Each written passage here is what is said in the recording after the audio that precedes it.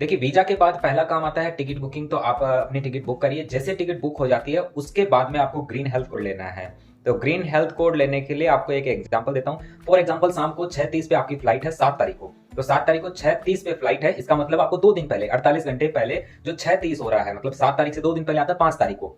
5 तारीख को शाम को 6:30 के बाद आप एक कोविड टेस्ट करवा लीजिए। उसमें जो कलेक्शन टाइम है ना कोविड सैंपल का, वो सैंपल इंपॉर्टेंट है। तो जैसे ही आपने 6:30 की फ्लाइट की टाइम को ध्यान में रखते हुए पहला कोविड टेस्ट जो 48 घंटे के अंदर होना है वो करवाया 5 तारीख को 6:45 पे या 7 बजे, तो वो याद रखना। और उसके बाद 24 घंटे बाद अगला जब उसकी रिपोर्ट आए तो उस पर छपा आएगा कि इतनी बजे सैंपल कलेक्शन हुआ है, उसे ठीक 24 घंटे बाद का कोई भी टाइम ले लेना। तो अगले जैसे 7 बजे ये पहला कलेक्शन दिया, तो अगला जो टाइमिंग है वो आप 7:30 कर लीजिए, 7:15 कर लीजिए, 7:45 कर लीजिए, 8 कर लीजिए, जो आपकी मर्जी वो कर लीजिए। फिर जो टाइमिंग से अकॉर्डिंग आपकी दोनों रिपोर्ट आ जाएगी, फिर हेल्थ कोड के लिए अप्लाई करना। उसमें ज्यादा कुछ नहीं है। पहले सबसे पहले पासपोर्ट आपको अपलोड करना है। उसमें पासपोर्ट का जो फ्रंट पेज है उसका जो केवल फोटो वाला इलाका है वो अपलोड करना। उसके नीचे आपको फॉरम में डिटेल्स भर देनी है कि आपकी ओरिजिन कंट्री इंडिया है। वहां से मैं एक ना फाइल, गूगल ड्राइव की फाइल यहाँ पे ना मेरे लिंक में, उसका डिस्क्रिप्शन में लिंक दे रहा हूँ, आप उसके सेम वैसे के वैसे फॉलो कर लेना उसको। तो वो वैसा पूरा डिटेल्ड उसमें बताया कि ग्रीन कोड कैसे लेना है। ठीक वैसे ही इंडिया में होना है और वही श्रीलंका में होना है। जब श्रीलंका में आप करते हैं, देखिए इंडिया में जब कर रहे हैं उसमें आपको दोनों आरटीपीसीआर लगाना है। उसमें पहले आरटीपीसीआर को तो लिखना है कि इस लैब से हमने किया है, बाकी दूसरे वाला का उसके साथ में वो फोटो पैच लगेगा। और बाद में जितनी चीजें बचती है उनको अदर ट्रेवल आइटनरी में उसको जोड़ देना है। जैसे ही श्रीलंका में आओ तो इंडिया वाली हट जाएगी और वहां पे श्रीलंका वाली नई जुड़ जाएगी, और इंडिया का जो ग्रीन कोड है उसका स्क्रीनशॉट रखना, वो लग जाएगा, और श्रीलंका की इमिग्रेशन का फोटो।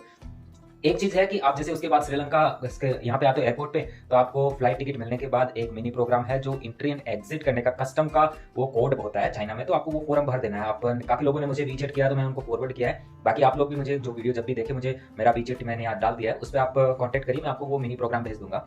तो आप उसको फॉर्म को भर देना। फॉर्म भरते ही आपको एक कोड जनरेट होगा, उसकी कोई ज्यादा यूज है नहीं, लेकिन चाइना में जब आओगे तो कस्टम का फॉर्म भरा हो रहेगा आपका, तो फायदेमंद होगा।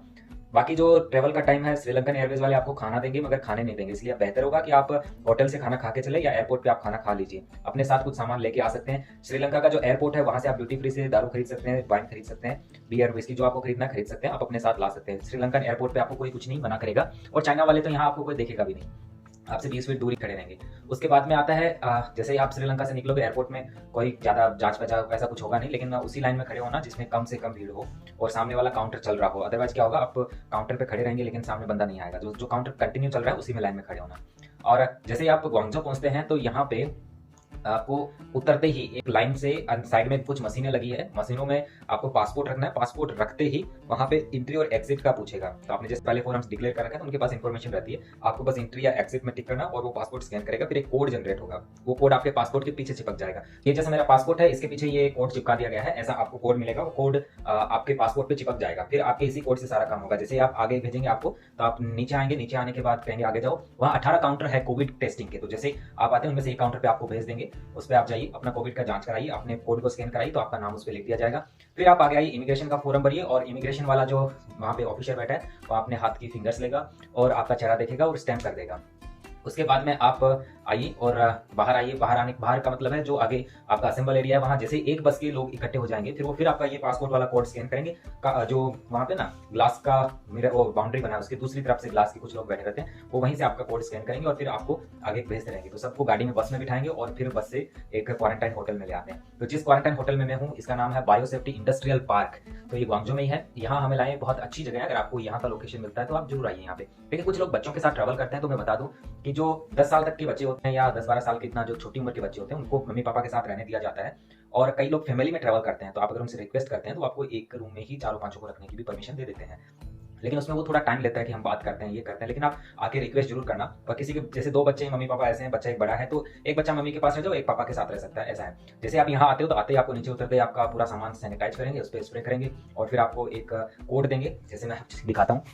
वहाँ पहुंचते ही आपको ये वाला, जैसे मेरे रूम का कार्ड है, इस पे लिखा है 424 मेरे रूम का नंबर है, A3 हमारी बिल्डिंग का नंबर है, ये सब इसमें लिख करके ये हमें कोड दे दिया। तो हम जैसे रूम में एंटर होते हैं उससे पहले आपको लिफ्ट के पास में ये ना कुछ खाने को देते हैं। ये आपको ओट्स वाला गर्म पानी में डाल के इसको खा लो, और ये एक सूप है ये, और ये है चाइनीज लोग तो इसे ठंडा सूप बोलते हैं और पी जाते हैं, खा लेते हैं इसे, लेकिन हम लोग इसे नहीं खा सकते हैं, तो थोड़ा हमारे लिए अनईजी होता है। तो मैं तो इसको अवॉइड किया, अभी तक पढ़ाई नहीं खाया इसे। आप भी कोशिश करना अपने साथ खाना लेके आना, बल्कि मैं तो उसी दिन जो श्रीलंकन एयरवेज में खाना मिला वही लेके आया, वही खा लिया।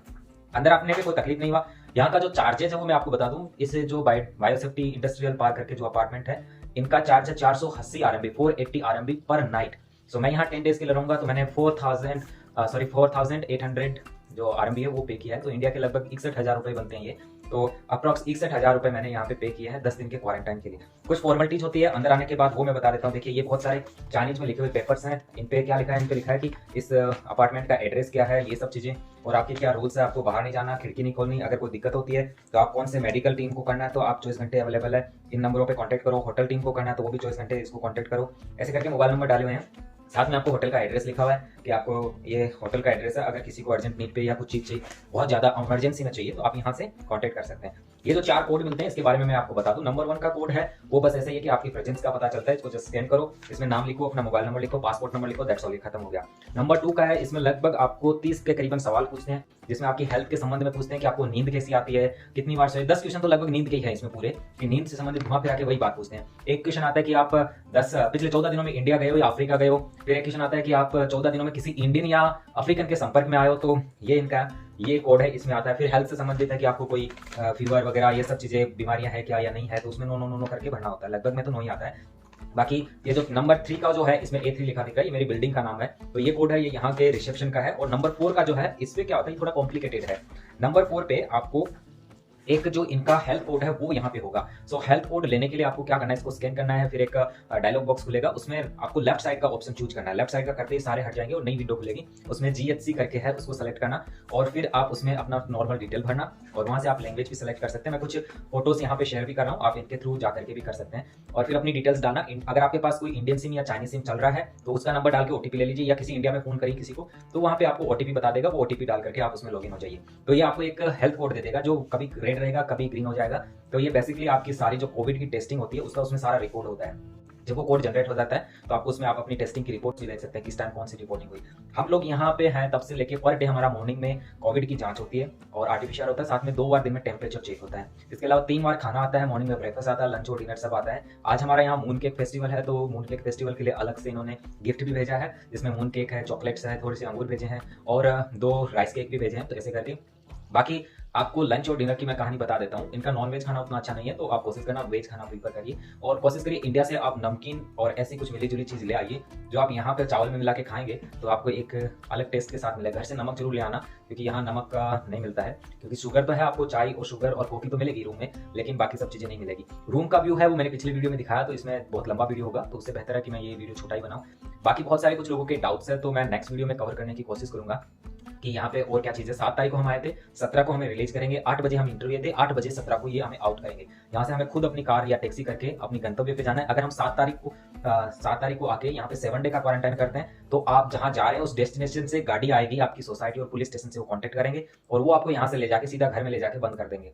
और जो 10 दिन यहाँ क्वारंटाइन करके निकलेगा वो यहाँ से निकलने के बाद फ्री है, पूरे चाइना में वो कहीं भी जाए कोई इनको तकलीफ नहीं। लेकिन 7 दिन के बाद निकलते हैं तो इनको तकलीफ है। आप केवल यहाँ से चुनिंदा डेस्टिनेशन है वहीं जा सकते हैं, वहां से अपनी टिकट बुक करिए। जैसे यहाँ पे जो ग्वांगजू का साउथ और नॉर्थ रेलवे स्टेशन है उसमें जा सकते हैं, एयरपोर्ट जा सकते हैं, ओनली 3 डेस्टिनेशन, इसके अलावा आप कुछ भी चूज नहीं कर सकते। और फिर आपको जिस गंतव्य पे जाना है वहीं जाना है आपको पर डायरेक्टली, वहाँ के पुलिस और वहाँ का एम्बुलेंस वगैरह आपके लिए वहाँ तैयार रहेगा। तो इसे करके थोड़ा कॉम्प्लिकेटेड है, तो मैं आपको कहूँगा कि प्रेफर करिए एक ही जगह 10 दिन कंप्लीट करके फ्री हो जाइए। बाकी कोशिश करता हूँ अगली वीडियो में और शानदार तरीके से आपको चीजें समझा पाऊँ, और आशा करता हूँ अच्छा लगा होगा आपको। आप मुझे वी चेट करिए जब भी आपको कोई तकलीफ हो और आपको कोई इन्फॉर्मेशन चाहिए, मैं आपकी हेल्प करूंगा। तब तक के लिए जय हिंद दोस्तों, नमस्ते, वंदे मातरम।